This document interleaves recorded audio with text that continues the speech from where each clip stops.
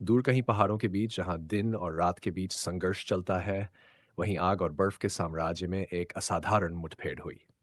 एक ओर था भयंकर ज्वालामुखी सा बाग जिसकी हर सांस से आग की लपटें निकलती थीं।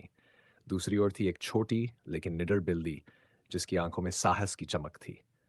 पहली छवि में जलती हुई लपटों से घिरे इस बाग का सामना एक साधारण घरेलू बिल्ली से हो रहा था। बाघ ने अपने पंजे उठाए मानो वह उस नन्ही बिल्ली को तुरंत मिटा देगा, लेकिन बिल्ली ने बिना भय के उसकी आंखों में आंखें डाल दी। उसके मन में एक ही बात थी, चाहे बाघ कितना भी बड़ा हो, उसके आत्मसम्मान और साहस के आगे कोई नहीं टिक सकता। दूसरी छवि में बिल्ली और बाघ फिर से आमने सामने थे।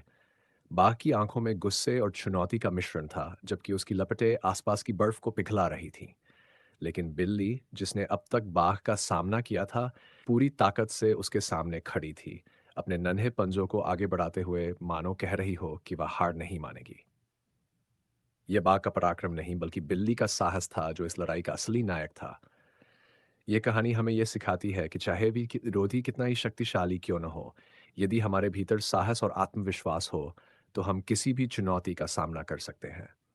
बाघ की ज्वाला बड़ी थी, लेकिन बिल्ली की आत्मा उससे भी बड़ी थी।